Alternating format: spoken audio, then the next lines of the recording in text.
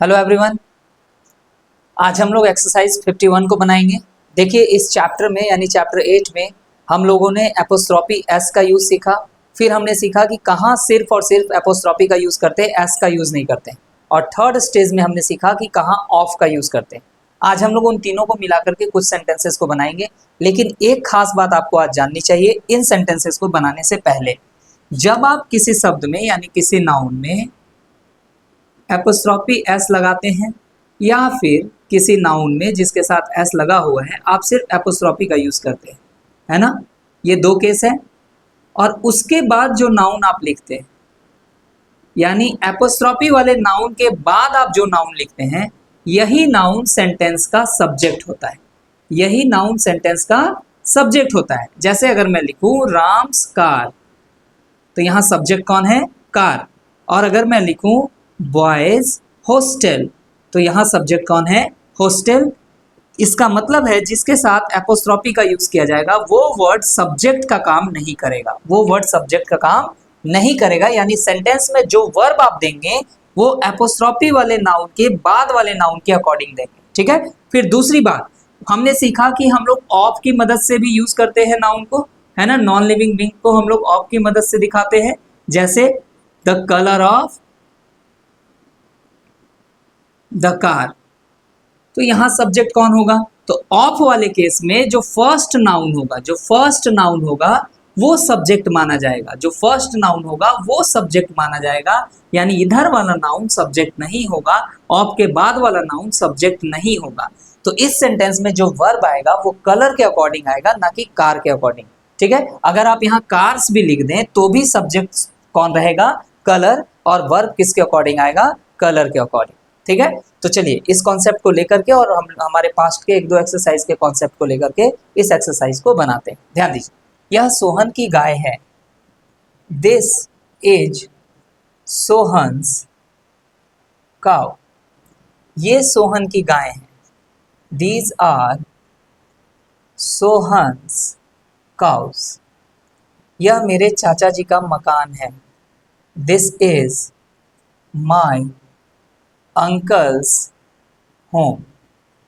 गाय का दूध पौष्टिक होता है। The cow's milk is nutritious. ध्यान दीजिए, अगर आप गौर करके देखते हैं तो यहां जो इज दिया गया वो किसके अकॉर्डिंग दिया गया? मिल्क के अकॉर्डिंग, ना कि काउस के अकॉर्डिंग। आप बोलेंगे सर इधर आप ये बात नहीं किए, क्योंकि यहाँ जो एपोस्ट्रोफी नाउन यूज किया जा रहा है वहां पे वो सब्जेक्ट का काम नहीं कर रहा। और जब सब्जेक्ट के जगह पे ही नहीं आ रहा है तो हम अब वर्ब की चिंता क्यों करें कि वर्ब किसके अकॉर्डिंग देना है। जब सब्जेक्ट के जगह पे एपोस्ट्रोफी वाला नाउन आए तब हमें चिंता करनी होती है कि हम वर्ब किसके अकॉर्डिंग यूज करेंगे, ठीक है। रानी का महल भव्य था। The queen's palace was grand. यह बच्चों का पार्क है। This is children's park. अब बताइए पार्क कितना है? एक ना, तो ए लिखना होगा आपको यहाँ, ठीक है। यह लड़कों का छात्रावास है। दिस इज बॉयज, लड़कों बॉयज, और बॉयज के बाद सिर्फ एपोस्ट्रोफी एस का यूज नहीं करेंगे यहाँ, है ना। हॉस्टल, हॉस्टल भी कितना है? एक ना, तो ए लिखना पड़ेगा। वह महिलाओं का छात्रावास है। दैट इज विमेन्स हॉस्टल, ठीक है। यहां भी ए यूज करना होगा क्योंकि हॉस्टल एक है। अब अगर आप गौर करके देखिए तो हमारा कॉन्सेप्ट यहीं पे है। नाउन के साथ एस नहीं है इसलिए हमने एपोस्ट्रोफी एस का यूज किया।